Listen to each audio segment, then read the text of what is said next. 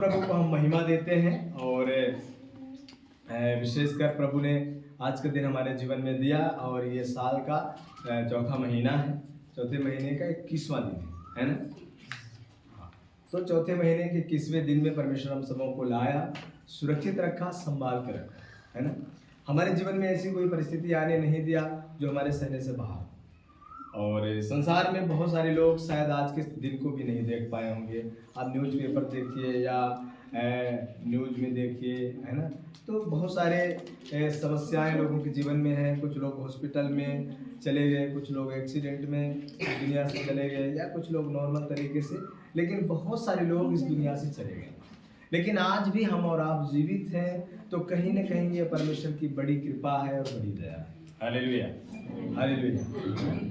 तो हम और आप कितना ज़्यादा उस परमेश्वर को धन्यवाद करें। यदि एक दिन गुजर जाए और यदि सुबह हो जाए, यदि रात बीत जाए, सुबह हो जाए, तो मान लीजिए एक नया जीवन फिर से हमें मिल गया, है ना। हम जानते नहीं हैं कि ये कब हो जाए, कैसे हो जाए, है ना। ये पलक झपकते जो है तो हमारा जीवन जा सकता है। सिर्फ पलक झपकने की बात है ना।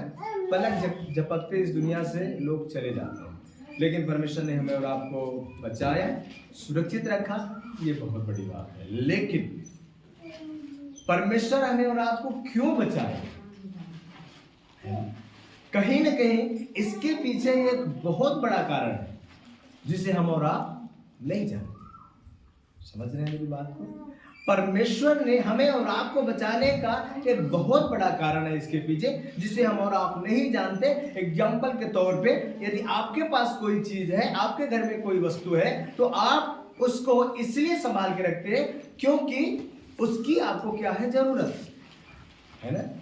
उसके पीछे एक बड़ा कारण है कि उससे आपको कुछ न कुछ फायदा है, कोई न कोई जरूरत है, इसलिए आप उसको संभालते हैं। हमें, हमारे और आपके जीवन को परमेश्वर को संभालने का मेन मकसद है, मेन कारण है कि कहीं ना कहीं हमारे और आपके जीवन से परमेश्वर की क्या है, जरूरत, आवश्यकता है। क्यों? क्योंकि परमेश्वर ने बड़े बड़े स्वर्गदूतों को बनाया और परमेश्वर की 24 घंटे आराधना स्वर्ग में चला करती थी, आज भी चल रही है। ऐसा नहीं है कि बंद है, आज भी स्वर्गदूत 24 घंटे पवित्र पवित्र पवित्र सेनाओं का यहोवा पवित्र है, ये बोल करके परमेश्वर की स्तुति करते हैं, परमेश्वर की महिमा करते हैं। लेकिन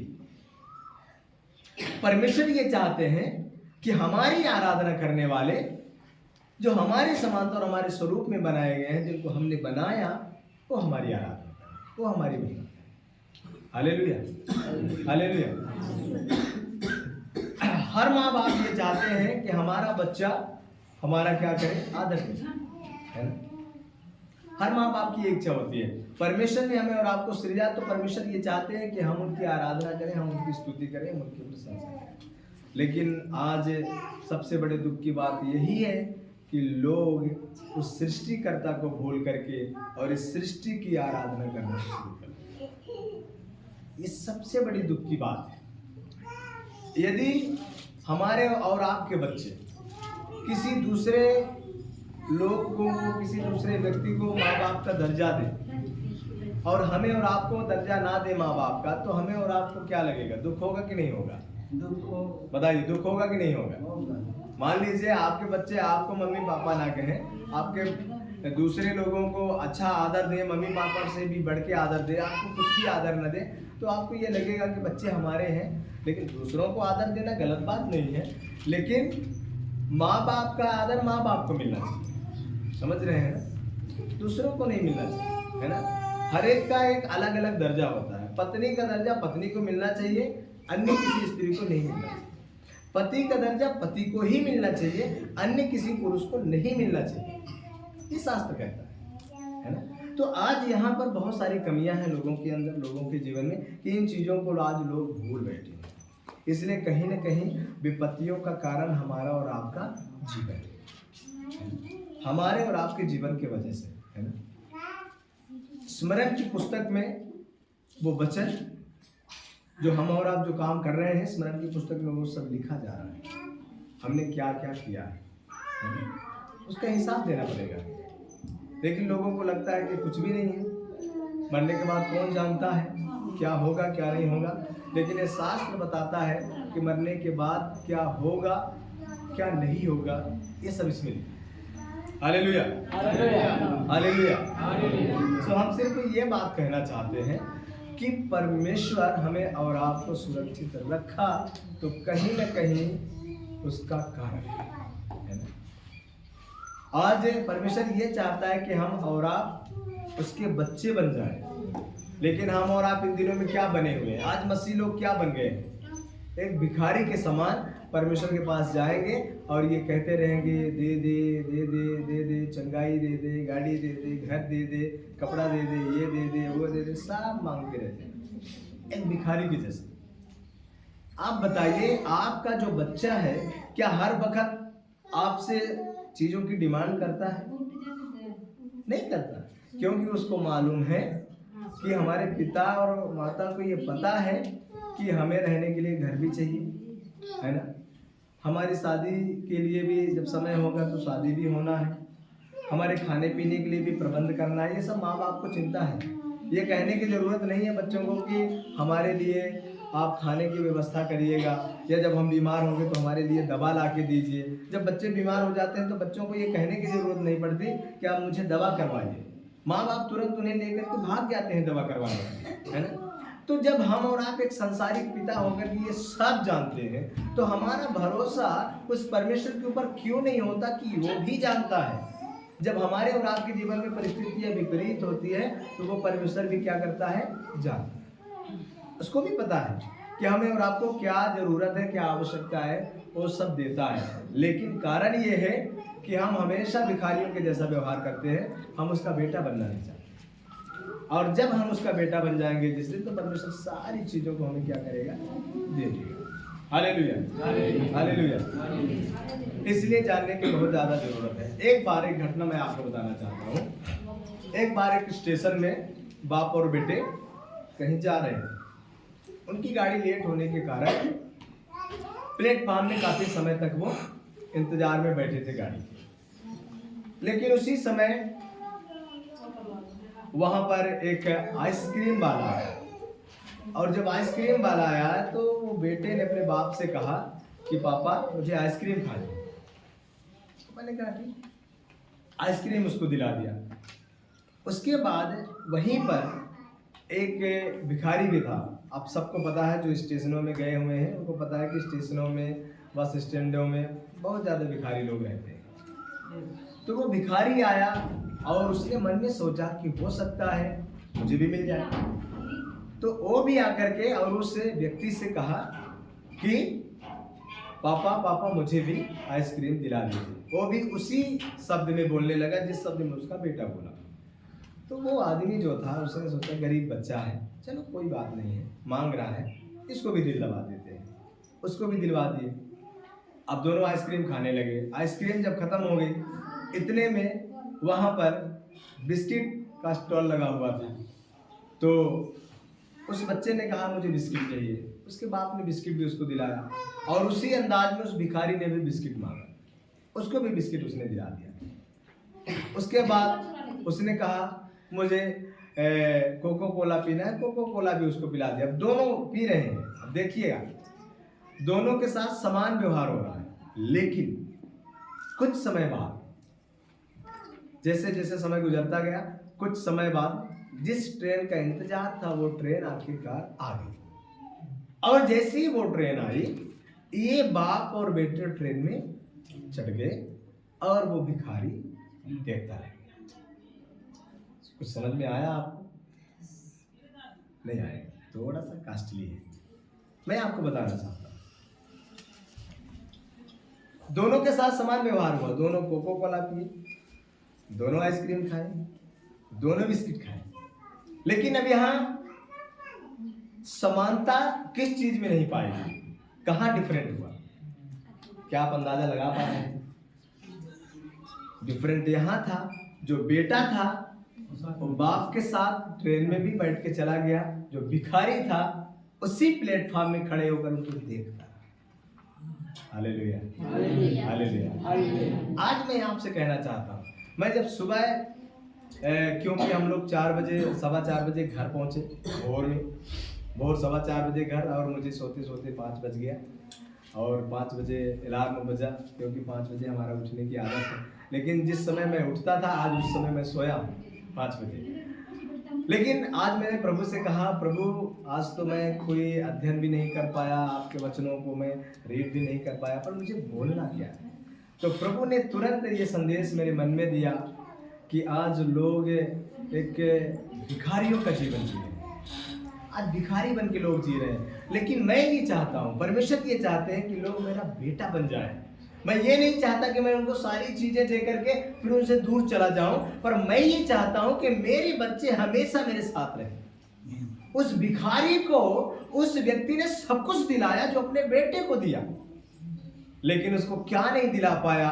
बेटा बाप के साथ ट्रेन में चला गया, भिखारी वहां खड़ा होकर देखता रहा। आज मैं आपसे कहना चाहता हूं, जब हमारा और आपका परमेश्वर, हमारा और आपका खुदा बाप जब स्वर्ग में से इस दुनिया में आएगा, क्या हम और आप उसके साथ जाएंगे, या भिखारियों के जैसे, या उस भिखारी बच्चे के जैसे उसको हम देखते रह जाएंगे कि मेरा खुदा जाए जिसने मुझे सब कुछ दिया, यहां पर आज वो हमें छोड़ के जा रहा है, आज हम उसके साथ में नहीं जा पा रहे।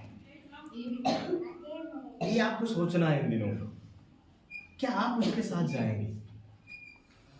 चीजें सब आपको मिल रही हैं, उन बातों को छोड़ दीजिए, उस पर बिल्कुल मत जाइए, क्योंकि आपके लिए जो जरूरतें हैं, जो चीजें हैं, परमेश्वर उन्हें जरूर देंगे। लेकिन आपको ये समझना है, थोड़ा सा इन बच्चों को शांत कर दीजिए, और ये सबसे पहले इस टाल को आप छुड़ाइए इन बच्चों से। सबसे पहले उसको आप छुड़ाइए।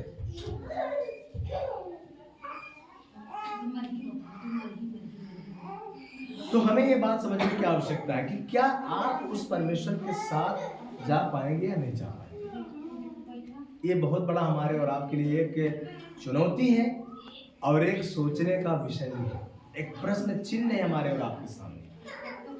आज की परिस्थिति को देखते हुए हमें और आपको ये देखने की आवश्यकता है। बाकी परमेश्वर सब कुछ करेगा, परमेश्वर हर परिस्थितियों से, हर समस्याओं से, हर दिक्कतों से परमेश्वर बचाता है, हर समस्याओं से परमेश्वर बचाता है। पिछले दिनों में जब हम लोग देवतलाव जा रहे थे, हमारे बच्चों का एक्सीडेंट हुआ, लेकिन परमेश्वर ने अद्भुत तरीके से उन्हें बचाया। लगभग 8 से 10 फीट तक गाड़ी घिसटती हुई गई, सीमेंटेड रोड थी, उस रोड में खरोंच आया, लेकिन बच्चे पूरी तरह बच गए। परमेश्वर का वचन इसी बात को कहता है, मैं तुम्हें हाथों हाथों जोड़ूंगा। परमेश्वर उन्हें बचाया बच्चों को, लेकिन जिस प्रकार से एक्सीडेंट हुआ, तो मतलब वहाँ बहुत ज़्यादा चोटें आनी चाहिए, लेकिन ऐसा कुछ भी नहीं, परमेश्वर ने उन्हें बचाया। तो परमेश्वर हमारे और आपके साथ में, शत्रु जरूर हमें और आपको नुकसान पहुंचाना चाहता है, लेकिन उसका कोई भी योजनाएं सफल हमारे और आपके जीवन में नहीं होती है। हालेलुया। आइए हम एक वचन पढ़ेंगे, पढ़िएगा उसका, यूहन्ना रचित सुसमाचार, उसका 1 अध्याय, उसका 12वां वचन और 13।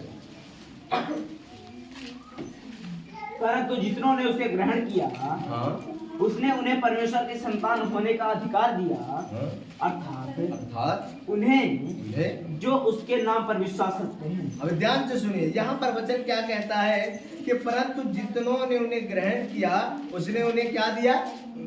परमेश्वर की संतान होने का अधिकार दिया। परमेश्वर की बेटा बनने का अधिकार क्या दिया? परमेश्वर ने दिया उन्हें। हालेलुया। अब यहाँ हमारा जो सवाल है, ये सवाल क्या है? आप परमेश्वर की संतान हो या भिखारी? हम इस विषय में बात कर रहे हैं कि आप परमेश्वर की संतान, आप बेटा हैं या भिखारी, इसमें हम बात करेंगे आज, है ना? तो यहाँ वचन क्या कहता है, फिर से रीड करो बेटा। परंतु जितनों ने उसे ग्रहण किया, परंतु जितनों ने उसे ग्रहण किया, उसने उन्हें परमेश्वर की संतान होने उस परमेश्वर ने उन लोगों को अपनी संतान होने का अधिकार दिया।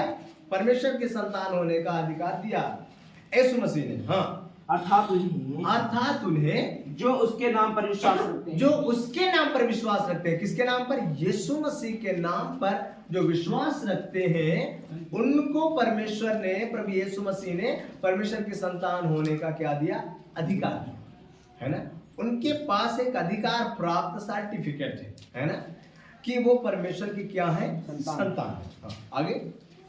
वे ना तो लहू से, ध्यान से सुने हुए, ना तो लहू से, ना शरीर की इच्छा से, ना शरीर की इच्छा से, ना मनुष्य की इच्छा से, ना मनुष्य की इच्छा से, परंतु परमेश्वर से उत्पन्न हुए, परंतु परमेश्वर से उत्पन्न हुए हैं। Hallelujah, hallelujah, hallelujah, hallelujah. अब ध्यान से सुनिएगा मेरी बात को। वचन क्या कहता है? ना तो शरीर से, ना तो लहू से, परंतु वो परमेश्वर से उत्पन्न हुए हैं। अब परमेश्वर से जो लोग उत्पन्न हुए हैं उनका स्वभाव कैसा होना चाहिए?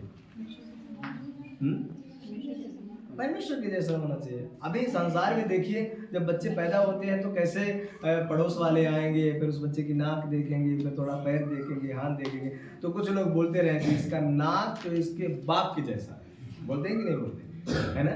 इसकी आंखें इसकी मम्मी की जैसी है ना। तो कभी कभी कुछ लोग बोलते हैं देख करके, और बोलते हैं इसका पैर तो पूरा पूरा बाप की जैसा हो गया, एकदम से बड़ा है, लंबा है ये। मतलब क्यों ऐसा कहते हैं? क्योंकि वो उन्हीं का बेटा है ना, वो उनका बच्चा है, इसलिए उस बच्चे के स्वभाव में माँ बाप का रूप झलकता है। उसी प्रकार यदि हम और आप परमेश्वर की संतान हैं, उसके बच्चे हैं, तो हमारे और आपके अंदर क्या होना चाहिए? हमारे और आपके स्वभाव में क्या झलकना चाहिए? परमेश्वर का स्वभाव। Hallelujah, hallelujah, hallelujah.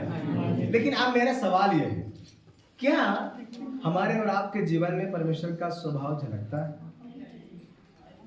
सोचिए, एक बार थोड़ा सा सोचिए, क्या परमेश्वर का स्वभाव हमारे और आपके जीवन में झलक रहा है या नहीं झलक रहा? थोड़ा सा एक बार अब गौर कीजिए, सोचिए एक बार। ये प्रश्न है, सोचने की बात है। आज परमेश्वर का आदर नहीं है। बाइबल इस बात को कहती है, पढ़िएगा उसका, यशायाह की पुस्तक थोड़ा सा खोलिए,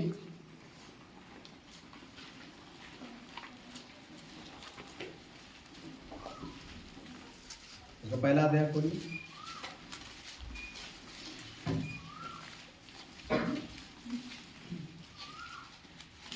उसका तीसरा वचन से पढ़े। बैल तो अपने मालिक को, दूसरा से पढ़ेंगे। हे स्वर्ग सुन, हाँ, और हे पृथ्वी कान लगा। हाँ, ये दोनों जगह के लिए परमेश्वर का वचन कहता है। स्वर्ग में जो है उनके लिए भी बात कर रहा है। हे स्वर्ग सुन का मतलब है स्वर्ग में रहने वाले लोग, स्वर्गदूतों के बारे में बात की जा रही है। और हाँ, और आगे, और हे पृथ्वी कान लगा। हे पृथ्वी कान लगा। पृथ्वी पर रहने वाले जो लोग हैं उनके विषय में कहा जा रहा है कान लगाओ।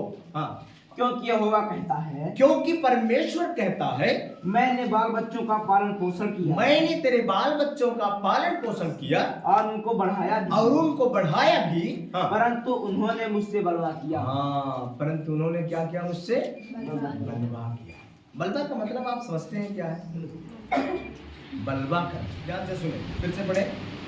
हे स्वर्ग सुन, हे स्वर्ग सुन, और हे पृथ्वी कान लगा, और हे पृथ्वी कान लगा, क्योंकि यहोवा कहता है, क्योंकि परमेश्वर कहता है, मैंने बाल बच्चों का पालन पोषण किया, मैंने बाल बच्चों का पालन पोषण किया और उनको बढ़ाया भी, और उनको बढ़ाया भी, परंतु उन्होंने मुझसे बलवा किया। परंतु उन लोगों ने क्या किया? मुझसे बलवा किया। बलवा करने का मतलब ये है बिठाई करना।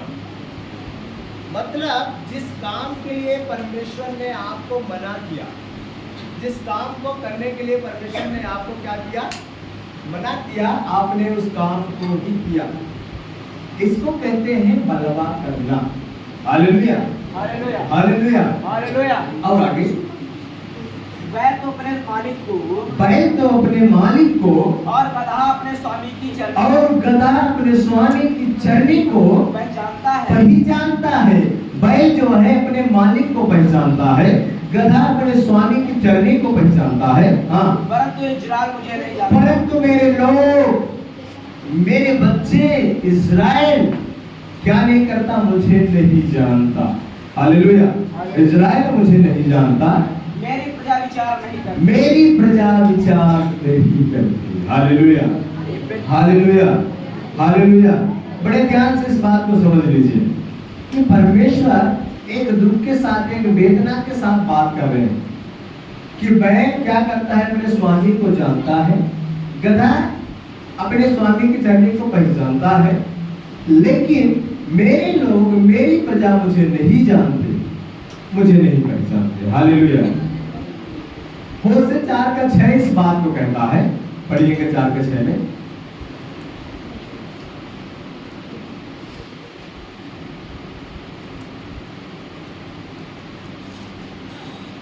जल्दी पढ़े। 4:6 मेरे ज्ञान के ना होने, ध्यान से सुने, लिखा है होशे की पुस्तक उसका 4 अध्याय उसका 6वां वचन में लिखा है, मेरे ज्ञान के ना होने से मेरी प्रजा नष्ट होगी, मेरी प्रजा नष्ट होगी। Hallelujah, hallelujah, hallelujah. ध्यान से सुने, आज परमेश्वर के ज्ञान ना होने के कारण परमेश्वर के लोग क्या हो रहे हैं, नष्ट हो रहे हैं, बर्बाद हो रहे हैं। आज आप देखिए, छोटे छोटे बच्चों को देखिए,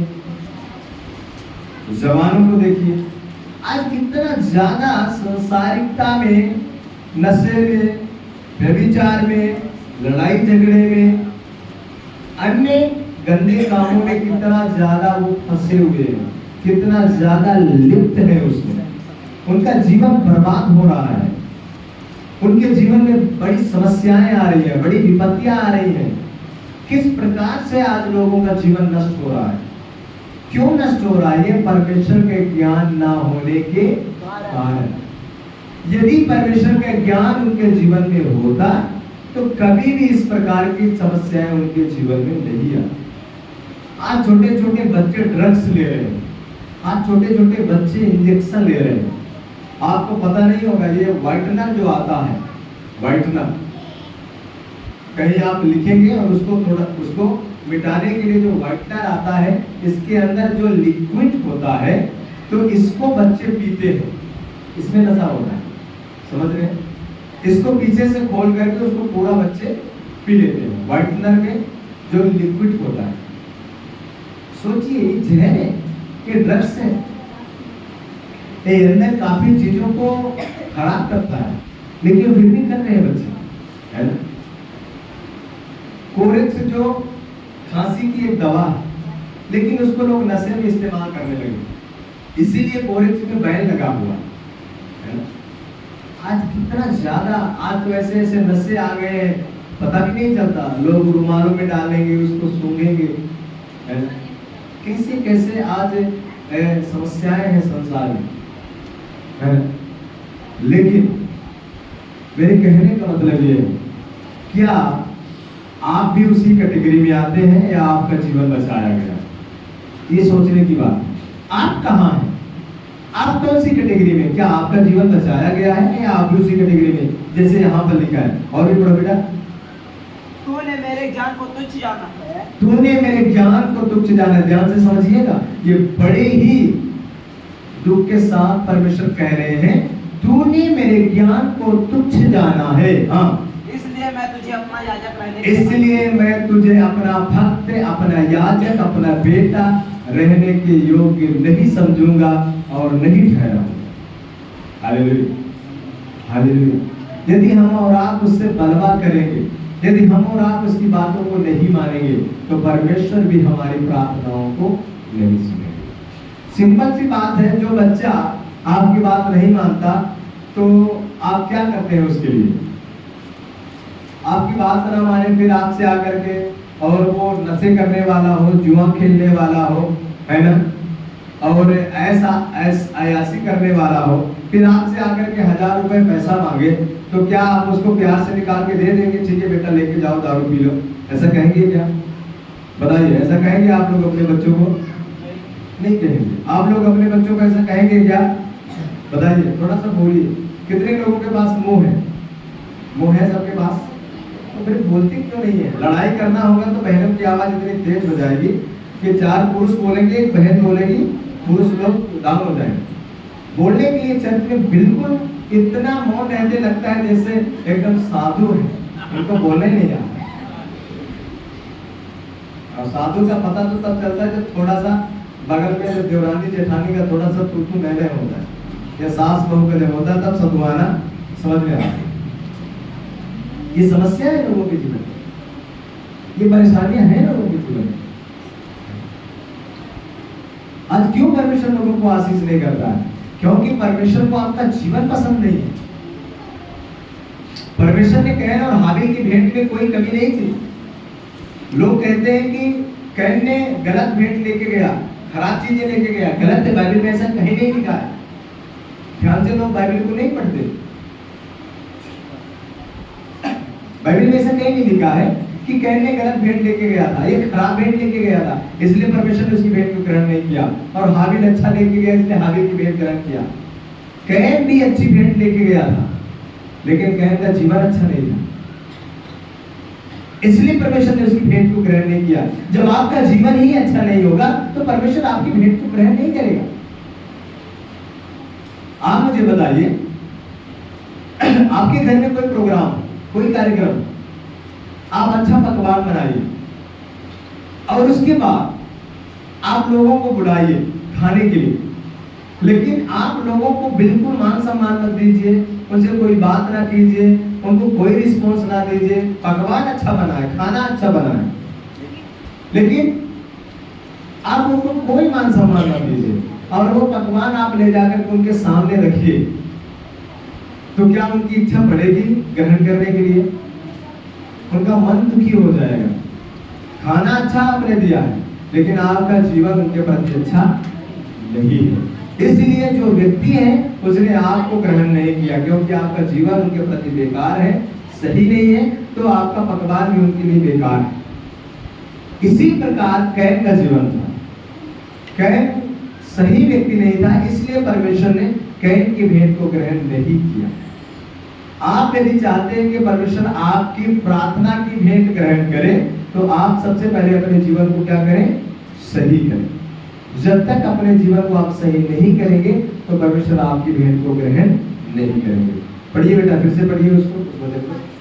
मेरे ज्ञान के ना होने से, मेरे ज्ञान के ना होने से मेरी प्रजा नष्ट हो गई। मेरी प्रजा नष्ट हो रही है। हाँ, तूने मेरे ज्ञान को तुच्छ जाना, तूने मेरे ज्ञान को तुच्छ जाना है, इसलिए मैं तुझे अपना याजक रहने के इसलिए मैं तुझे अपना याजक रहने के लिए अयोग्य ठहराऊंगा। अयोग्य ठहराऊंगा।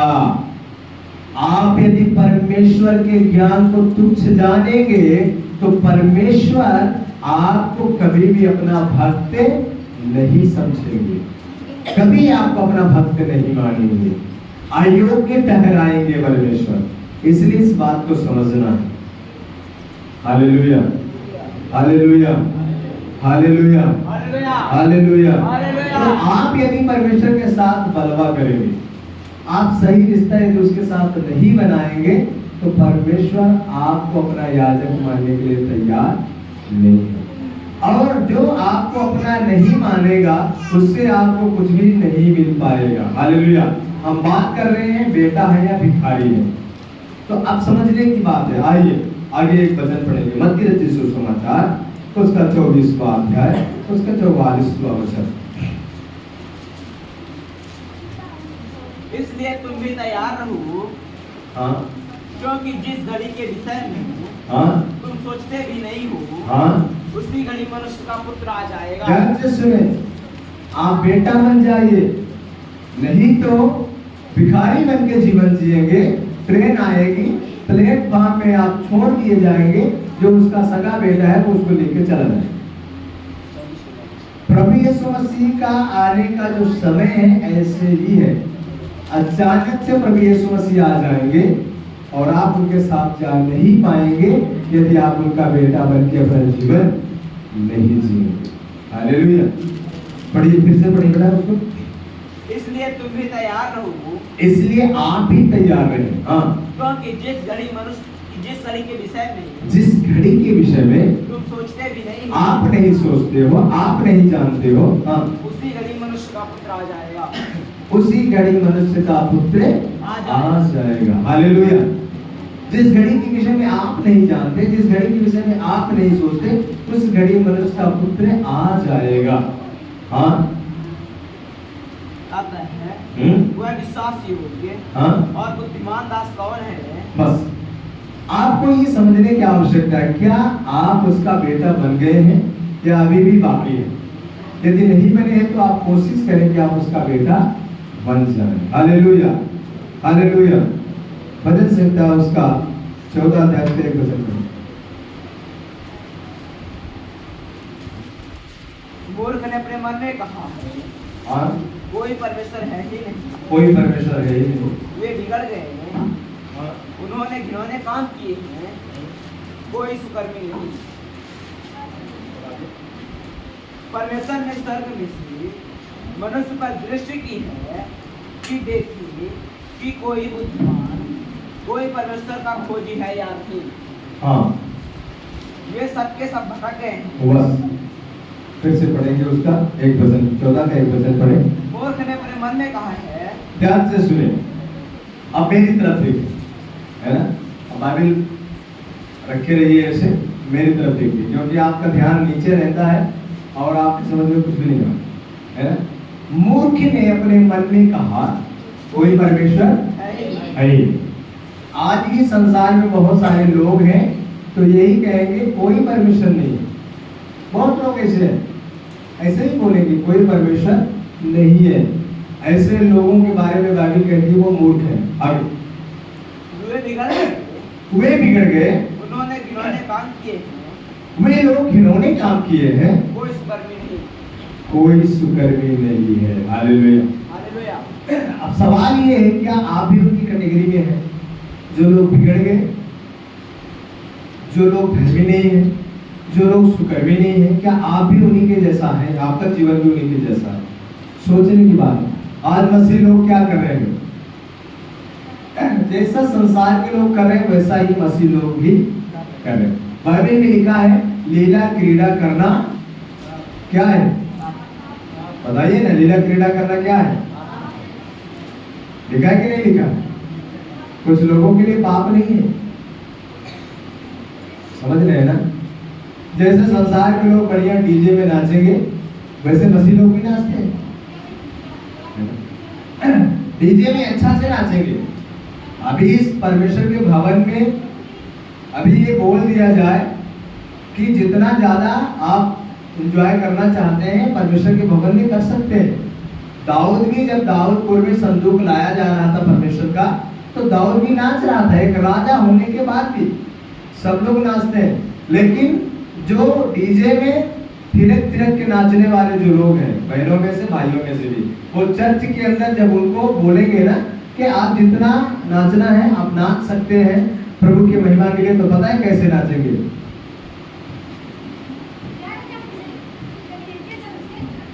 एकदम खंबे के जैसे। अभी डीजे बजने लगे तो सिर्फ धक्का देने की जरूरत है। वो उनका मन रहता है कि कोई हमें कह दे, थोड़ा आप उनको धक्का दीजिए, तुरंत चौक के वहां पहुंच जाए। और ऐसा नाचेंगे कि पता चला कि उनका माने साड़ी ओड़ी का भी खबर नहीं रहता, कौन उनके सामने है कौन नहीं है, कोई मतलब नहीं, उनको सिर्फ नाचने से मतलब। ऐसे लोगों को परमेश्वर कुछ भी नहीं देगा, ऐसे लोगों को परमेश्वर नहीं देगा, ऐसे लोगों से परमेश्वर प्रेम नहीं करता। उसकी मजबूरी है, उसने आपसे प्रेम किया, आपको बुलाया, आपको चुना, अब आप नहीं चाहते हैं कि आप उसका बन के रहें। समझ रहे हैं ना? इसलिए परमेश्वर दुखी होकर के, जिस प्रकार जब हमारा और आपका बच्चा हमारी और आपकी बात नहीं मानता, वो जुआ खेलता रहता है, शराब पीता रहता है, तो एक न एक दिन हम जब समझाते समझाते थक जाते हैं तो हम लास्ट में क्या कहते हैं? जा कर्म भोग कर भी जो तो मन होता हूँ का, अब हम तो का पैदा कर लेना चाहोगे तो हमारी बात नहीं मानते तो जा, है ना? लास्ट में हम और आप उसको क्या करते हैं? दुखी होकर के हम उसको छोड़ देते हैं। लेकिन जब उसी बच्चे के जीवन में कोई समस्या आती है, कोई विपत्ति आती है, तब हमें दर्द होता है। भले ही हमारा बच्चा कितना खराब निकल गया हो, हमने उसको भले क्रोध में आकर के, दुख में होकर के हमने उसको ये कह दिया कि जा कर्म भोग कर, लेकिन जब वो समस्या में आएगा कल फिर से आप खड़े हो जाएंगे उसके लिए, क्योंकि आपका बच्चा। तो कई बार जब हमारे और आपके जीवन में ऐसी परिस्थिति आती है गलती करने के बावजूद भी, तो परमेश्वर फिर भी हमारे और आपके लिए खड़ा होता है, हमें और आपको डूबने नहीं देता, हमें और आपको नष्ट होने नहीं देता, वो परमेश्वर बचा लेता है। लेकिन मेरे कहने का मतलब ये है, क्या चाहते हैं कि परमेश्वर बार बार आपको बचाए और आप बार बार गलती करें? सोचिए, काफी लोगों को मैं देखता हूं, फिर समस्या आएगी, फिर चिल्लाएंगे, प्रभु प्रार्थना नहीं सुन रहे हैं, प्रभु छुटकारा नहीं दे रहे हैं, प्रभु आशीष नहीं दे रहे हैं। आपने प्रभु की बात ही नहीं माना, है ना? तो कैसे प्रभु आपको आशीष दे? तो सबसे ज्यादा जरूरत इन दिनों में यह है कि आप परमेश्वर के बातों पर भरोसा करें, उन पर विश्वास करें, तब जाकर के वो आपको कुछ मिल सकता है, नहीं तो कुछ भी मिलने वाला नहीं। सारी जिंदगी आप यीशु के नाम पर झुनझुना बजाते रहिए, कुछ भी नहीं मिलेगा, है ना? आज पीठ पीछे लोग बुराई करते हैं, है ना? आपके सामने बहुत मीठा मीठा बात करेंगे और जैसे ही आप चले जाएंगे वैसे आपकी बुराई शुरू, है ना? वैसे आपकी बुराई शुरू हो जाएगी। यदि आपके जैसा उनके अंदर यदि ज्ञान नहीं है, आपके जैसा समझ नहीं है, तो आपकी बुराई करेंगे, हाँ बड़ा ज्ञानी आए, बहुत जानकार, है ना? मतलब आज लोगों के अंदर एक ईर्ष्या, एक जलन, है ना? ये चीजें आज लोगों के जीवन में बहुत ज्यादा है। लेकिन हमें और आपको इन सारी चीजों से क्या करना है?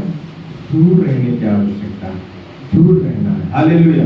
तो वचन कहता है, मूर्ख ने अपने मन में कहा कोई परमेश्वर है ही नहीं। आगे, वे बिगड़ गए, ध्यान से सुनिए। जो व्यक्ति ये कहता है कि कोई परमेश्वर नहीं है, वो बिगड़ गए, वे घिनौने काम किए हैं। जो काम परमेश्वर को अच्छा नहीं है वो घिनौना काम है। आप मुझे बताइए, क्या जुआ खेलना परमेश्वर को पसंद है? कितने लोग ये मानते हैं कि जुआ परमेश्वर को पसंद है? बताइए, पसंद है नहीं पसंद है? शराब पीना नहीं पसंद है, सिगरेट पीना, गांजा पीना आज करते हैं मसीह। सोचते हैं अरे बारात एक ही दिन तो शादी होती है, रोज रोज थोड़ी ना होती है। ठीक है भैया, करो अपनी मनमानी। बाइबल कहती है, जवानों के विषय में बाइबल स्पष्ट रूप से कहती है, सबोपदेशक खोल लीजिएगा,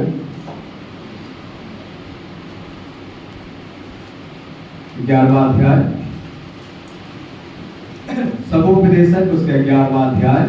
हालेलुया। सब लोगों को नींद आ रही है? Hallelujah, hallelujah. कोई बात नहीं है, आप सो जाएंगे, मुझे कोई दिक्कत नहीं, मैं आपको जगा रहा हूँ, आप सोइए, कोई प्रॉब्लम नहीं। मैं अपना हिसाब दे दूंगा। जब प्रभु मुझसे पूछेंगे, मैं कहूँगा प्रभु मैं गला फाड़ फाड़ के चिल्ला रहा था, लेकिन इन्होंने बात को नहीं माना, मैं क्या कर सकता। उसका 11वां अध्याय का उसका 9 वचन से पढ़ो बेटा। ध्यान से सुने, हे जवान अपनी जवानी में आनंद कर, अपनी जवानी में आनंद कर। ये सब नौजवानों के लिए है, और यहाँ ज्यादातर नौजवान है ना? 14 साल से लेकर के 30-32 साल तक के, 35 साल तक के जो लोग हैं, वो बूढ़ों की उनकी गिनती नहीं होती है ना? तो क्या लिखा है? हे जवान अपनी जवानी में आनंद कर और अपनी जवानी के दिनों में मगन रहे, और अपनी जवानी के दिनों में मगन रहे, अपनी मनमानी कर, अपनी मनमानी कर, और अपनी आंखों की दृष्टि के और अपनी आंखों की दृष्टि के अनुसार चल। जो तुझे अच्छा लगता है, जो तुझे पसंद आता है वो कर। हाँ, परंतु यह जान रहा, परंतु यह जान रहा इस बात का तू ज्ञान रख, इस बात को तू जान, हाँ, कि इन सब बातों के विषय कि इन सब बातों के विषय में परमेश्वर तेरा न्याय करेगा, परमेश्वर तेरा न्याय करेगा। Hallelujah, hallelujah, hallelujah, hallelujah. ध्यान से सुने, आप सब कुछ कीजिए, कोई फर्क नहीं पड़ता है, परंतु परमेश्वर कहता है इस बात का ध्यान रख कि सब बातों के विषय में कल तेरा न्याय होगा भैया। कल आप जब खड़े होंगे परमेश्वर के सामने तो क्या जवाब देंगे बताइए, है ना? जब कल परमेश्वर आपसे पूछेंगे, मैंने अपने दास के द्वारा कहलवाया था कि शराब पीना पाप है, तूने नहीं माना, तो क्या आप कह सकते हैं कि नहीं प्रभु मुझे तो बताया नहीं गया, है ना? कल जब आपसे परमेश्वर कहेंगे मैंने कहलवाया था अपने दास से कि तू व्यभिचार नहीं करना, तुमने नहीं माना, तो क्या आप बोल सकते हैं कि नहीं मैंने तो सुना ही नहीं, मैंने नहीं जाना? और यदि आप ऐसा बोलेंगे कि मैंने नहीं सुना, मैंने नहीं जाना, तो जिस प्रकार यहाँ ये सभा लगी हुई है वहां स्क्रीन में तुरंत दिखाया जाएगा, ऐसे ही ये सभा होगी, आप बैठे रहेंगे, मैं यहाँ से बोलता रहा होऊंगा उस समय कि आप नशा नहीं करना, तब तो आप नहीं कह सकते कि मैं यहाँ नहीं बैठा हूँ। हेलो हेलो हेलो हेलो, ध्यान से समझ लीजिए। आज जो चोरी चोरी छुपे छुपे चल रहा है ना, कल छप्पे में चढ़ के प्रचार किया जाए। बाइबल इस प्रकार से कहती है, ऐसा कुछ ढाका नहीं है जो खोना न जाए। आज जो आप कानों कान कह रहे हैं, कल छतों में चढ़ के प्रचार किया जाएगा। आज आपको लगता है ना कि हम कमरे के अंदर जो बात कर रहे हैं वो किसी को नहीं मालूम है, लेकिन परमेश्वर देखता है, खुदा बाप देखता है। बाइबल इस बात का गवाह है, वो स्वर्ग से सब मनुष्यों को देखता है। समझ रहे हैं? उसकी आंखें धर्मी और अधर्मी दोनों को देखती रहती है, दोनों को निहारती है। समझ रहे हैं मेरी बात को? आप कुछ भी कीजिए, आज लोगों को पता है ना, बच्चे माँ बाप को धोखा दे रहे हैं, है ना? माँ बाप को धोखा दे रहे हैं, सोच रहे हैं मैं बड़ा बुद्धिमान, मैं बड़ा जानकार हूं, है ना? माँ बाप को बेचारे अनपढ़ हैं, उनको कुछ आता जाता नहीं है ना? आजकल एंड्रॉइड मोबाइल है, आज मोबाइल में बच्चे कुछ कर रहे हैं, माँ बाप को पता नहीं क्या कर रहे हैं, इंग्लिश में चैट कर रहे हैं, क्या चैट कर रहे हैं, अच्छी चैट कर रहे हैं, गंदी चैट कर रहे हैं, माँ बाप को पता नहीं है। माँ बाप सोच रहे हैं बच्चा पढ़ रहा है, लेकिन सीधे सीधे जो है तो बच्चे माँ बाप की आंख में धूल नहीं, लोग कहते हैं धूल झोंक रहे हैं, हम तो ये कहते हैं बच्चे सीधे सीधे मिर्चा झोंक रहे हैं। धूल से एक बार आंख बच सकती है, मिर्चा से फूटी जी, है ना? लेकिन ध्यान में रखना, कल इसका भी हिसाब देना पड़ेगा। आज के बच्चे माँ बाप को समझाते हैं, अरे तुम तो पुराने जमाने के हो, तुम ओल्ड वर्जन हो, अभी न्यू वर्जन आया है। एंड्रॉइड मोबाइल में वर्जन आता है, जो लोग चलाते हैं उनको पता है ना? ओल्ड वर्जन, न्यू वर्जन, है ना? समझ रहे? आप चलाते हैं मोबाइल, काला सलवार में, क्या नाम आपने बताया? क्या?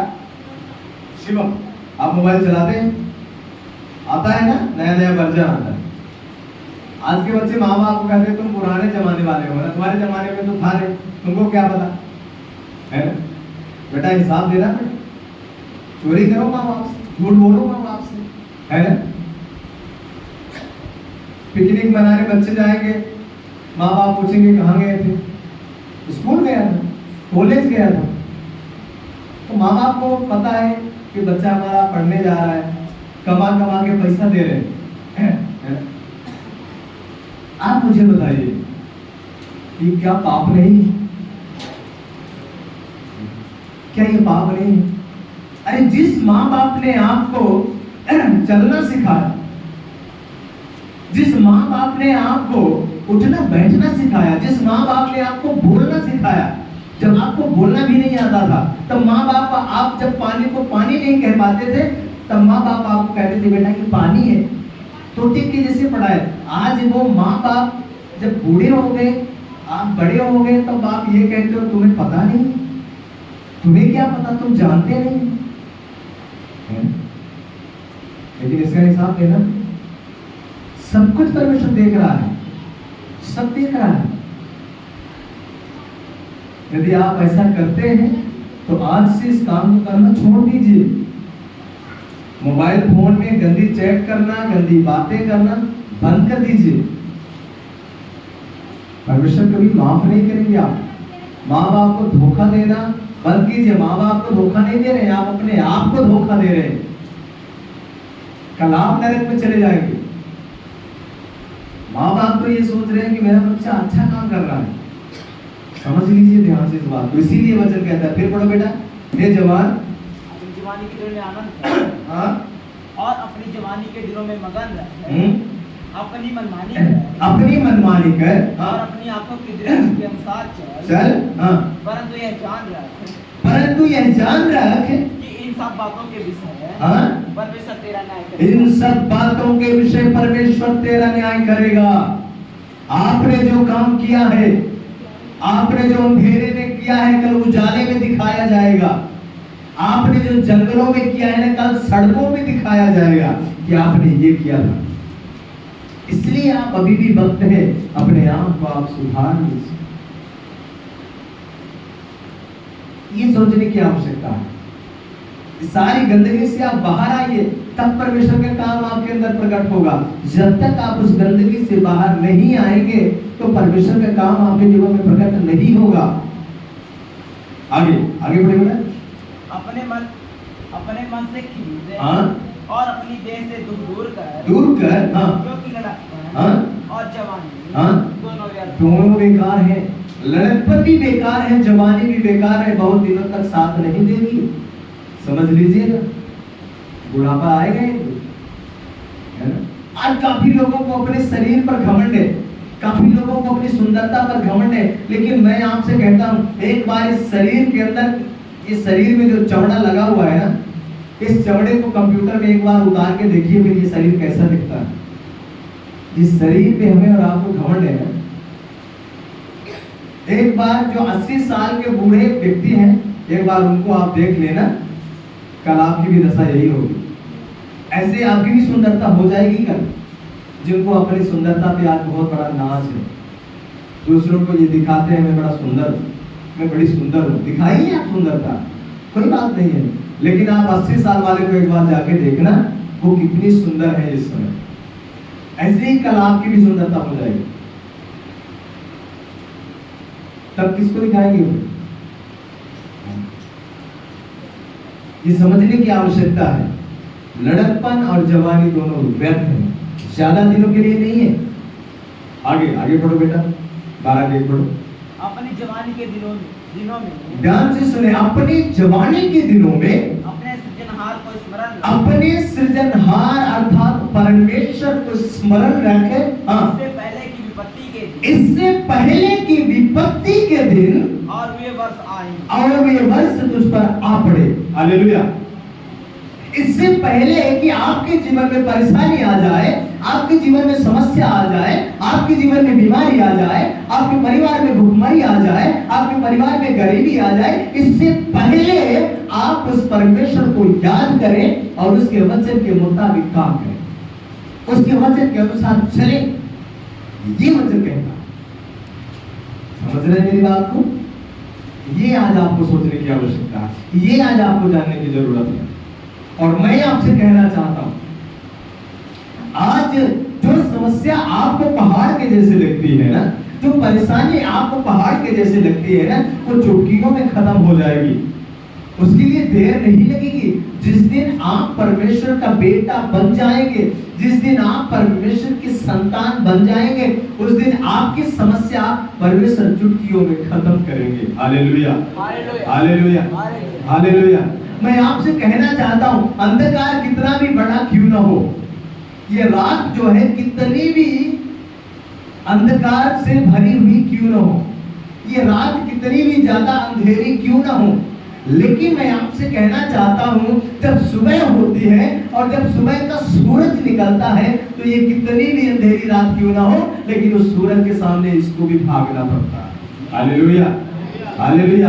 आज मैं आपसे कहना चाहता हूं, आपके जीवन में भले ही इस रात के जैसा एक अंधेरा छाया हो, लेकिन मैं आपसे कहता हूँ आप ये समझ लीजिए कि जब रात होती है तो ये भी आपको पता होना चाहिए कल सुबह भी आएगी। हालेलुया।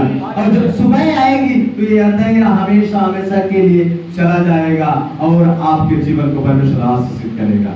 Hallelujah, hallelujah, hallelujah. जब आपके जीवन में एक विपत्ति आए, जब आपके जीवन में एक समस्या आए, तो आपको ये पता होना चाहिए जब समस्या आई है तो ये जाएगी भी, और अगर हमारे जीवन में परमेश्वर आशीष भी देगा, क्योंकि जब रात आती है तो हमें ये पता होता है कल सवेरा भी होगा। Hallelujah, hallelujah. तो इस बात को हमें और आपको समझने की बेहद आवश्यकता है और जरूरत है। जो परमेश्वर का वचन यहाँ इसी बात को कहता है कि हमें इस बात को समझने की आवश्यकता है, समस्या आने के पहले हमें परमेश्वर को क्या करना है, स्मरण रखना है। और आगे बढ़ दीजिए बेटा। जिनमें तू कहे कि मेरा मन, अब मेरा मन इनमें नहीं लगता। आज जो लोगों का जीवन सही नहीं है, जो लोग परमेश्वर से सही तरीके से रिश्ता नहीं बनाए हैं, सही तरीके से संबंध नहीं बनाए हैं, और जब उनके जीवन में समस्या आती है, जब उनके जीवन में विपत्तियां आती हैं, तब वो कहते हैं कि अरे इतने साल से मैं यीशु मसीह में गया, लेकिन यीशु मसीह में भी मुझे कुछ मिला नहीं, यीशु मसीह में भी मेरी समस्या कोई दूर नहीं हुई, मेरी समस्या हल नहीं हुई। Hallelujah, hallelujah. कैसे होगी समस्या दूर, बताइए? कैसे आपकी समस्या हल होगी? आपने परमेश्वर के साथ सही रिश्ता नहीं बनाया, इसलिए आपकी समस्या, आपकी परेशानी दूर नहीं हो रही है।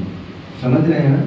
और वही लोग कहते हैं कि अब हमारा मन प्रार्थना करने के लिए नहीं लगता, अब हमारा मन वचन पढ़ने के लिए नहीं लगता, क्योंकि अब हम बहुत ज्यादा परेशान हैं। भैया, परेशानियां तो आपने अपनी मर्जी से अपने जीवन में बुलाया है, तो क्यों आप परेशान नहीं होंगे? आपने परमेश्वर के साथ कोई संबंध नहीं बनाया, कोई रिश्ता नहीं बनाया, मनुष्य को खुश करने के लिए आपने काम किया, समधी को खुश करने के लिए आपने पैक लड़ाया, जीजा को खुश करने के लिए आपने सिगरेट पिया, साले को खुश करने के लिए आपने चेस लगाया, तो फिर समस्या किसके ऊपर आएगी? हमारे ऊपर आएगी, आपके ऊपर आएगी? बताइए। तो जब पत्नी पूछेगी कि आपने दारू क्यों पिया, भैया तो चर्च में मना गए, समधी नाराज हो जाते हैं। ठीक है भैया, आप समधी को खुश कर लीजिए, परमेश्वर को नाराज कर दीजिए। समधी के नाराज होने से कोई फर्क नहीं पड़ेगा, पर जब परमेश्वर आपसे नाराज हो जाएगा तो फर्क पड़ेगा। समझ रहे मेरी बात को? नाराज हो जाने दीजिए समधी को, है ना? कोई फर्क नहीं पड़ता, कोई फर्क नहीं पड़ता। हमारे लोगों के पास भी रिश्तेदार हैं, 19 साल हो गया, सब प्रकार के रिश्तेदार हैं, है ना? कितने लोग मिले होंगे, कितने लोग कहे होंगे, ठीक है भैया आप नाराज हो जाएंगे तो कोई फर्क नहीं पड़ेगा, लेकिन कोई नाराज नहीं हुआ, अच्छा सम्मान करते हैं, अच्छा इज्जत करते हैं, है ना? कभी ऐसा मत कीजिए। कुछ लोगों के घर में जब रिश्तेदार आ जाएंगे तो चर्च नहीं आएंगे। जब पूछा जाएगा आप चर्च क्यों नहीं आए थे, भैया जीजा आगे रहे थे, से उनके साथ थोड़ा समय देख पड़ा। अरे आप जीजा से ये कहिए कि 2 घंटे के लिए, 3 घंटे के लिए आप मुझे समय दीजिए, नहीं तो आप भी मेरे साथ चलिए और आप भी वहां बैठिए, और नहीं तो 2 घंटे 3 घंटे आप यहाँ रहिए, आराम कीजिए, मैं आ जाऊंगा। परमेश्वर कितना खुश हो जाएगा बताइए। लेकिन आप जीजा के चलते, साले के चलते, समधी के चलते, बहनोई के चलते आपने ये काम कर दिया, परमेश्वर को नाराज कर दिया, परमेश्वर को दुखी कर दिया, तो बताइए कल जब आप परमेश्वर के सामने जाके घुटना टेकेंगे और उससे मांगेंगे तो परमेश्वर कभी देंगे आपको? तो परमेश्वर कहेंगे जाओ जीजा से मांगिए। बताइए मुझे, यदि मैं गलत कह रहा हूं तो बताइए आप। भाई जब समधी के लिए आपने जहां सब कुछ तुम्हें मिलना चाहिए वहां तुम नहीं आए, समधी को जो समय दिए, तो हम क्या करें? ऐसा कभी मत कीजिएगा। मैं आपसे कहना चाहता हूं अपने जिंदगी में, सब बहन लोग भी सुनिए, भाई लोग भी सुनिए, अपनी जिंदगी में आप परमेश्वर को पहला स्थान दीजिए। समझ रहे हैं? दूसरा स्थान आपका, आपके माँ बाप का और आपके परिवार का होना चाहिए आपके जीवन में। पहला स्थान परमेश्वर का, दूसरा स्थान आपके माता पिता, पत्नी और बच्चे, ये दूसरा स्थान है। समझ रहे हैं? तीसरा स्थान है आपके समाज, नात और रिश्तेदार। समझ रहे हैं ना?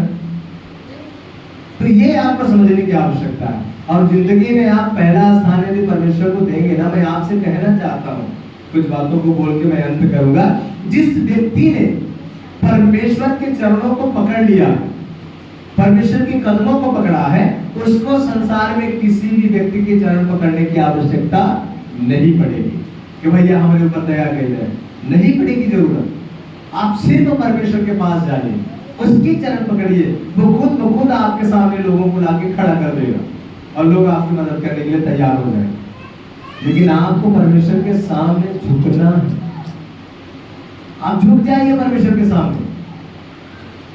मैं आपको यकीन दिलाना चाहता हूं, आप सोच भी नहीं सकते कि कैसे कैसे परमेश्वर आपके साथ काम करेंगे।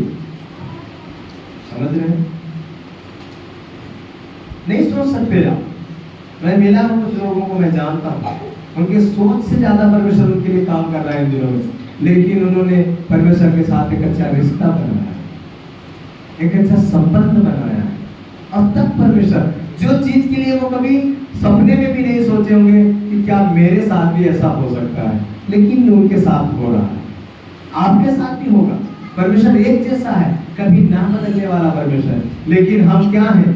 हम बेटा नहीं है, भिखारी। समझ रहे हैं ना? हम भिखारी हैं, हम सिर्फ मांगते रहते हैं।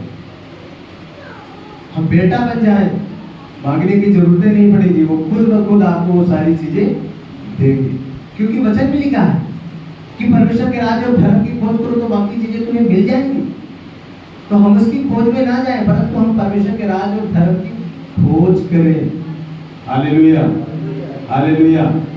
इन दिनों में देखिए बहुत ज्यादा शादी विवाह है। मैं शादी विवाह के खिलाफ नहीं हूं, क्योंकि शादी विवाह परमेश्वर ने बनाया है। लेकिन मेरे कहने का मतलब ये कि हमें परमेश्वर को भूल नहीं जाना। बारात के मदहोशी में आज लोग प्रार्थना करना, वचन पढ़ना, ये सब भूल गए। इतना ज्यादा बारात का नशा है लोगों के जीवन में कि सब भूल गए। लेकिन इसे भूलने की आवश्यकता नहीं है, हम इन चीजों को याद रखें। Hallelujah, hallelujah, hallelujah. थोड़ी सी कठिनाई, थोड़ा समस्या है। वचन कहता है चौड़ा है वो मार्ग जो विनाश की ओर लेके जाता है, और सकरा है वो मार्ग, समझ रहे हैं ना? सकरा है वो मार्ग, वो रास्ता जो हमें अनंत जीवन की ओर लेके जाता है ना? मैं पहले जब बाइबल को पढ़ता था, थोड़ा मैं ध्यान नहीं दिया, तो मुझे ये लगता था कि बाइबल में लिखा है कि सकरा है वो दरवाजा जो अनंत जीवन की ओर लेके जाता है, चौड़ा है वो दरवाजा जो विनाश की ओर लेके जाता है। लेकिन जब मैंने उसको ध्यान से पढ़ा तब मैंने वहां पाया कि लिखा है कि सकरा है वो मार्ग। दरवाजा एक बार सकरा होगा तो किसी तरह आप कोशिश करेंगे निकलने के लिए, लेकिन पूरा रास्ता ही जब सकरा है भैया तो क्या करेंगे बताइए? पूरा रास्ता ही सकरा है। जिस रास्ते से आप जा रहे हैं वो पूरा रास्ते सकरा है। थोड़ा इधर उधर होंगे तो क्या होगा? बल्लम लगे हुए हैं, इधर भी बल्लम है, इधर भी बल्लम है। तो आपको कैसे जाना है? एकदम सीधा जाना है। समझ रहे हैं ना? इसलिए आपको बहुत ही समझ सोच करके काम करना है, किसी के बहकावे में नहीं आना है। जो बाइबल कहती है वही आपको करना है, वही सुनना है। प्रेम से लोगों को समझाना है भैया हम ये सब नहीं करते, हमने ये सब छोड़ दिया है। मान जाए तो ठीक है, नहीं तो कोई बात नहीं भैया, आप कीजिए, आपकी मर्जी है, आप खुश रहिए, नाराज रहिए, मुझे कोई फर्क नहीं। लेकिन परमेश्वर को कभी नाराज मत कीजिए। परमेश्वर के साथ एक रिश्ता बनाइए, एक अच्छा रिश्ता बनाइए, एक बेटे का रिश्ता बनाइए, एक बाप के जैसा परमेश्वर के साथ व्यवहार करें तो परमेश्वर भी आपके साथ बेटे के जैसा व्यवहार करेंगे। और मैं ये जानता हूं कि जिस दिन आप परमेश्वर की इच्छा के मुताबिक काम करेंगे ना, उस दिन परमेश्वर आपको और आपके परिवार को अपनी नजरों से कभी दूर नहीं होने देंगे। एक वचन पढ़ के हम प्रार्थना में जाएंगे। पढ़िएगा यशायाह की पुस्तक, उसका 49 अध्याय, उसका 15-16वां वचन पढ़े। क्या ये हो सकता है, क्या ये हो सकता है कि कोई माता कोई माँ अपने दूध पीते बच्चे को अपने दूध पीने वाले बच्चे को भूल जाए? ध्यान से सुने, क्या ये हो सकता है कि कोई माँ अपने दूध पीने वाले बच्चे को भूल जाए? हाँ, और अपने जन्माए हुए लड़के पर दया और अपने जन्म देने वाले लड़के के ऊपर दया न करे, जिसको उसने पैदा किया, जिसके उसने 9 महीने अपने पेट में रखा, उस लड़के को भूल जाए? हाँ हाँ हाँ, वह तो भूल सकती वो भूल सकती है। सही है गलत है बताइए? बाइबल में लिखा है वो भूल सकती है। कितने लोग इस बात में सहमत हैं? थोड़ा हाथ उठाइए। बाकी लोग सहमत नहीं है? वेरी गुड, नीचे कीजिए हाथ। ठीक है, जो लोग सहमत नहीं है तो क्यों सहमत नहीं है? क्या एक माँ अपने बच्चे को नहीं भूल सकती?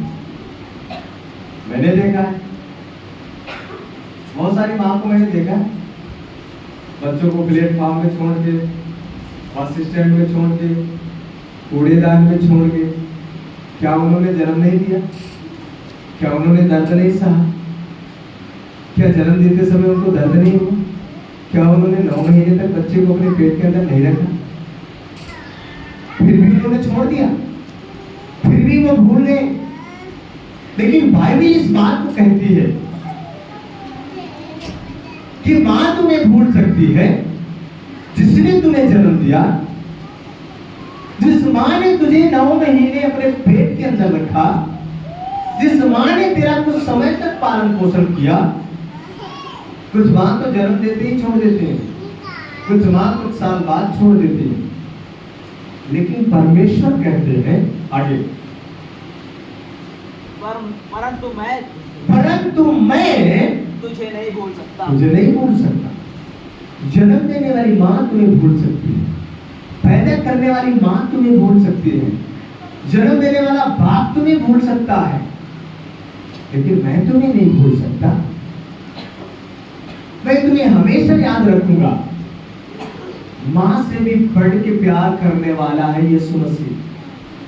कोई माँ बाप जल्दी से अपने बच्चों के लिए कुर्बानी देने के लिए तैयार नहीं है। यदि बच्चे को फांसी हो रही है तो मैं सोचता हूँ कि बहुत सारे माँ बाप ऐसे होंगे, मैं सब माँ बाप की बात नहीं कर रहा हूँ, लेकिन बहुत सारे माँ बाप ऐसे होंगे कि यदि उनको कह दिया जाए कि ठीक है आपके बेटे को फांसी हो गई है, क्या आप अपने बेटे को बचाना चाहते हैं? तो वो एक बार बोलेगा हाँ मैं चाहता हूँ, मुझे करना क्या पड़ेगा? तो यदि उधर से जवाब यह आएगा कि बच्चे के बदले में आपको फांसी पे लटकना पड़ेगा, कितने बाप हैं तैयार हो जाएंगे? बताइए, बोलिए ना, कितने बाप हैं कि तैयार हो जाएंगे? सोचेंगे जाने दो, 3 बच्चे हैं ना, एक मर जाएगा तो 2 तो बचेंगे। परमेश्वर के प्रिय लोगों, मैं आपसे कहना चाहता हूँ, जिस खुदा बाप की हम और आप आराधना करते हैं, जिस खुदा बाप के पास हम और आप हैं, उस परमेश्वर ने हमारे और आपके लिए कुर्बानी दे दी, हमारे और आपके लिए जान दे दिया। और मैं आपसे कहना चाहता हूँ, जिस परमेश्वर ने आपके लिए जान दिया, जिस परमेश्वर ने आपके लिए कुर्बानी दी, जिस परमेश्वर ने आपकी अपनी जान की परवाह न करते हुए आपको बचाने के लिए कलवरी क्रूस की मृत्यु सह लिया, वो आपको क्या नहीं दे सकता? बताइए मुझे। फिर आपका भरोसा उसके ऊपर क्यों नहीं होता? सोचिए एक बात, जब उसने आपके लिए अपनी जान दिया तो आपका भरोसा क्यों नहीं होता उसके ऊपर? आप जानते हैं आप क्यों उससे आशीष नहीं पाते? क्योंकि आपका भरोसा नहीं है। उसने आपके ऊपर भरोसा किया, उसने आपके लिए जान दिया, लेकिन आपका भरोसा उसके ऊपर नहीं है, उसने आपके लिए जान दिया। समझ रहे मेरी बात? माँ छोड़ सकती है, पिता छोड़ सकता है, लेकिन प्रभु यीशु कह रहे हैं मैं तुझे कभी ना छोड़ूंगा और ना त्यागूंगा। समझ रहे हैं? वो कभी ना छोड़ने की बात करते हैं, कभी ना त्यागने की बात करते हैं। क्या ऐसे परमेश्वर को आप भूल जाएंगे? बताइए मुझे, क्या ऐसे परमेश्वर को आप भूलना चाहते हैं? सोचिए एक बार। आगे लिखा है, आगे भी पढ़ो बेटा।